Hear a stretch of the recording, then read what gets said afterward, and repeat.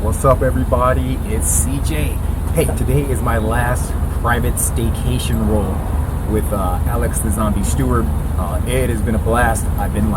This is like my third day in a row this week, and I can tell you, Gracie University, my privates with Alex Stewart, the online classes, I've improved so much. It's not so much about the technique.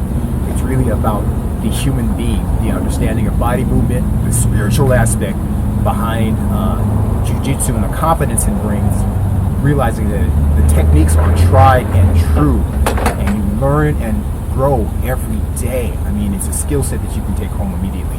So I'm looking forward to this final roll. I'm going to get plastered. It's just a flow, but you know, I'm sure Alex the Zombie's going to bring out all the stops and humiliating me for your learning.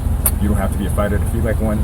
So let's train. And then defense to like when somebody like does a little Toriano passes your guard, and how your best recommendation for defending it. So kind of like when somebody's guard is up and they've got your deep hands and they throw you to the side. Mm-hmm. Some of your best answers for retaining your guard, if you can. Sure. But first, we should start off with good morning. Good morning, and the Zombie once again. My final staycation private. Of course, there'll be more, but I had time to spend. And again, as I said earlier, I'm like having the time of my life, and I love seeing the improvement of the adventure. I got it right now. The adventure of Jiu-Jitsu, because it never stops. You never stop learning. Always be an empty cup, and you'll be surprised how much the cup grows. It never fills.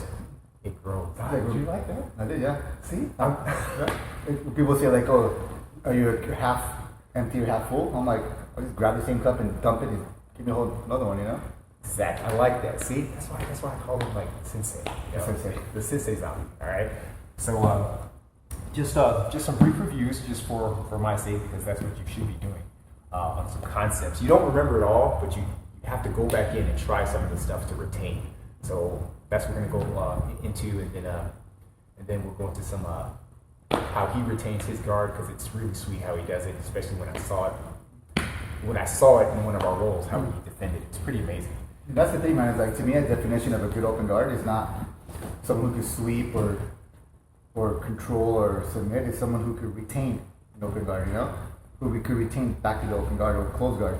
Really, so before my knee surgery, I was really good at open guard, but after my knee surgery, I'm not really that good at the open guard. It's just, I think my conviction surpasses the person in front of me's skill. Does that make sense? Yeah. Get here. Try. Cool. Right, that's not too big. Good. Man. And don't even like.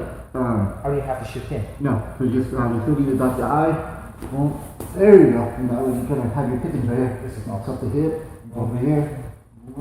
Exactly. There you go. It's like Sizzler. It's an all-you-can-eat buffet. Buffet, I like that. All-you-can-eat buffet. Sizzler. Yeah, man.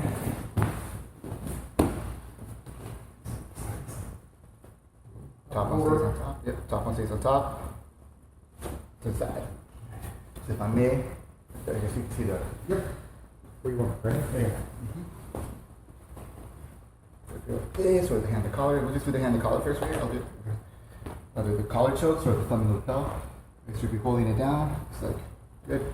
So here the elbow's kind of too much to the side, so it's kind of rocky a little bit. Not even with your neck, because that's what you're preventing anyway. Because you don't want the form on your neck to hold it tighter, please. So if I can't turn your neck, I'll just turn your body a little bit, or my body right here. I create the friction, and I'm just driving up. Because what you did, you were doing this already. You were pressing down.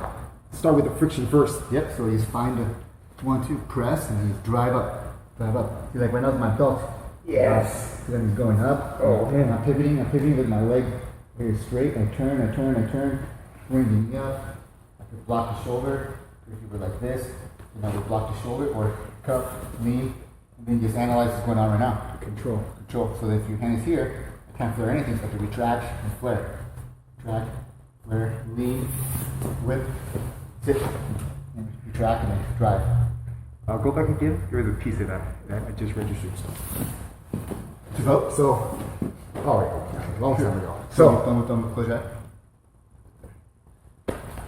So I'm here, I'm blocking. So the first thing, establish the friction first. Press. So don't worry so much about going over. Establish this 1st. Gotcha. Here, so one, pressing, driving up. Then when I drive up, it's not just me doing this. I'm pressing, and then when I feel the nub or like a hook or something, right? Like right here, then I can thrust my hips forward. An anchor, yeah. Yep, and then I just drive with my hand. I'm just pivoting. Dot the eye.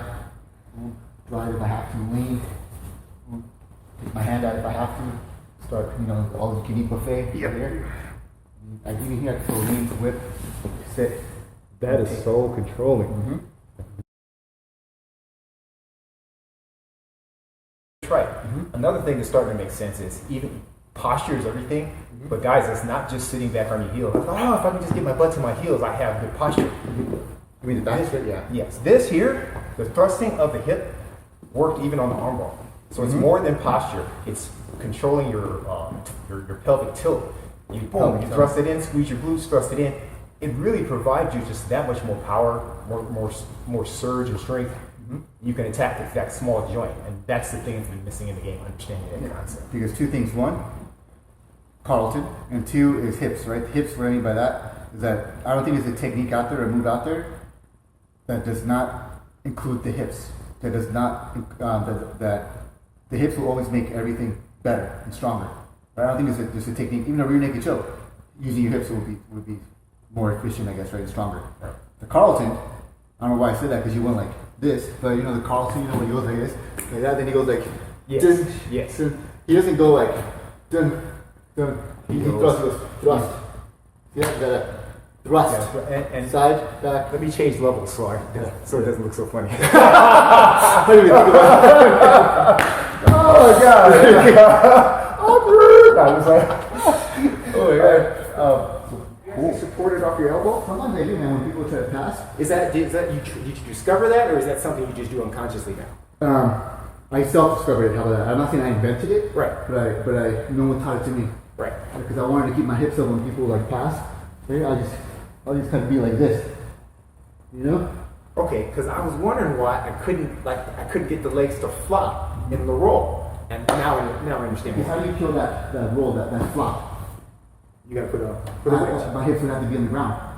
Like for me to like that turtle pass, for me to do, recovery, to do this, my hips have to stay off the ground. Because if they touch the ground, you pass a lot easier. So me knowing that, I'll sometimes be like this and I'll support myself right here. But yeah, I'm able to kind of skip around a little more. Does that make sense? Yes. Like that, boom, boom. Be able to pivot off a little more, clip off of it, jump in there, and I do like this right here. Good. And I'm going to pass this way. Good. You hook it. Right? And if you can't hook it, or you put it over here like this, so that you hit up. Exactly. Oh my God. Yeah. It kind of helps. Look, now you're back to here. Nice. Can you try that sequence again? Because that will force me to train that instinctively. And then here, boom, boom, boom, boom. Passing. There you go. Move the hips up. There you go. Yeah. Yeah. If I'm like this, just bring your knee inside. Yeah, good. And you just put it open, just like that. Wow.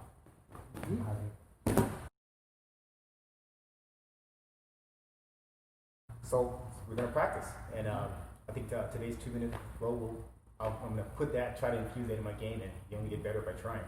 So, ready for 2 minutes, sir? Look at that. See that? That's the middle-aged man, son. Be careful. And this is like the. I don't want to say the specific word, but yeah, old man. No, I didn't say that. I didn't say like instructor or student, but hey.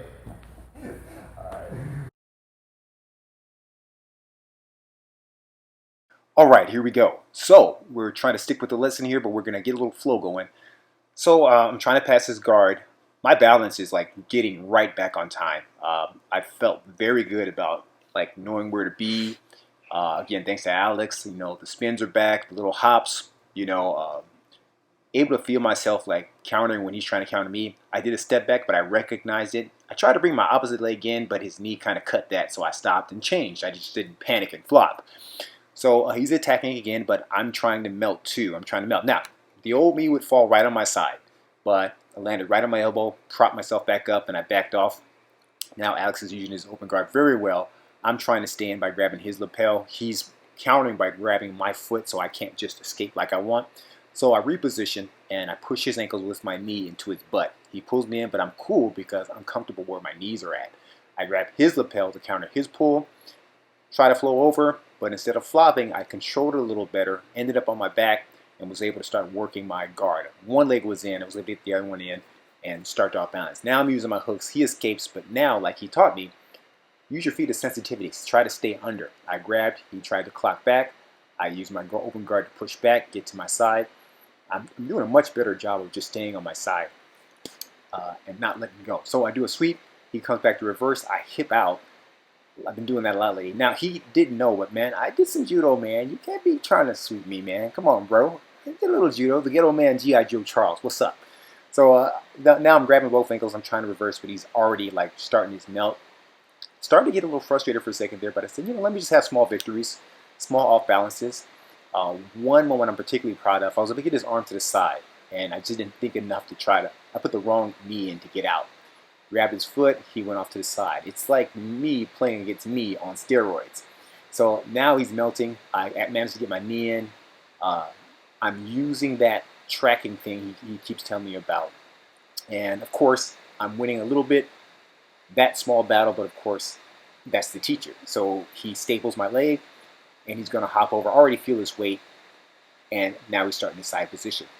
He's got my gi pants, keeping me from turning in. He turns me the other way. He's setting up for armbar. I know it's coming, so therefore I try to set up. I'm just waiting for the counter. I'm not panicking. I'm not tensing.